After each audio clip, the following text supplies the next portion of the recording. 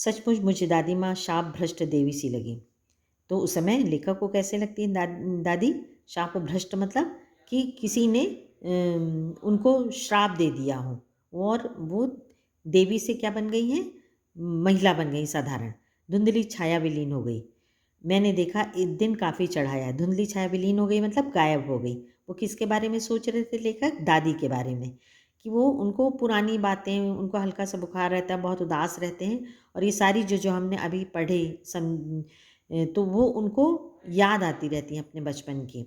और वो धीरे-धीरे क्या होता है, उनकी जो दादी की जो स्मृति में उनकी जो तस्वीर उनके दिल और दिमाग में रहती है, वो धीरे-धीरे गायब हो जाती है। मैंने देखा दिन काफ़ी चढ़ाया है, पास के लंबे खजूर के पेड़ से उठकर एक कौवा अपनी घिनौनी काली पाँखें फैलाकर मेरी खिड़की पर बैठ गया। हाथ में अब भी किशन भैया का पत्र काँप रहा था। काली चींटियों सी कतारें धूमिल हो रही थीं। आँखों पर विश्वास नहीं होता। मन बार-बार अपने से ही पूछ बैठता है, क्या सचमुच दादी माँ नहीं रहीं? तो लेखक इसलिए इतना उदास रहता है क्योंकि किशन भैया उनके बड़े भाई का पत्र आता है और उसमें उनकी दादी माँ की निधन की खबर रहती है, इसलिए वो बहुत ज़्यादा उदास रहते हैं।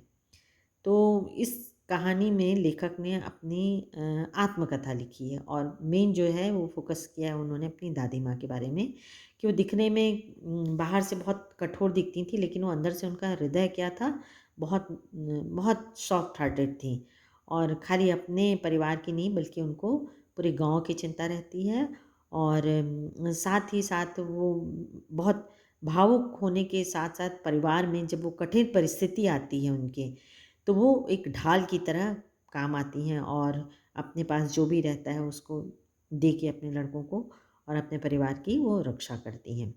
तो आपके घर में भी बड़े-बुज़ुर्ग परिवार में दादियाँ, दादा और या नानी-नाना होंगे, वो भी इस तरह के होंगे। तो इस कहानी से हमको यही है कि लेखक कितना आज भी अपनी दादी से स्नेह और आदर करता है, वैसे ही हमें भी अपने बुज़ुर्गों की बहुत इज़्ज़त और आदर सम्मान करना चाहिए। इसमें क्वेश्चन आंसर है, उसका मैं आपको पीडीएफ सेंड करूँगी, शब्दार्थ से सेंड करूँगी और कहानी से आगे जो डिस्कस होता था उसमें ये है, पहला है आपने इस कहानी में महीनों के नाम पढ़े, जैसे क्वार, आषाढ़, माघ, इन महीनों में मौसम कैसा रहता है लिखिए। जैसे कि आप तो सबसे पहले पूरे माघ हिंदी महीनों के नाम लिखेंगे और जो पूछा गया है क्वार, क्वार जैसे अभी आने वाला है जिसमें नवरात्र होती है, पितृपक्ष होता है, तो उस समय मौसम कैसा रहता है? गर्मी रहती, ठंड रहती है, साधारण रहता है।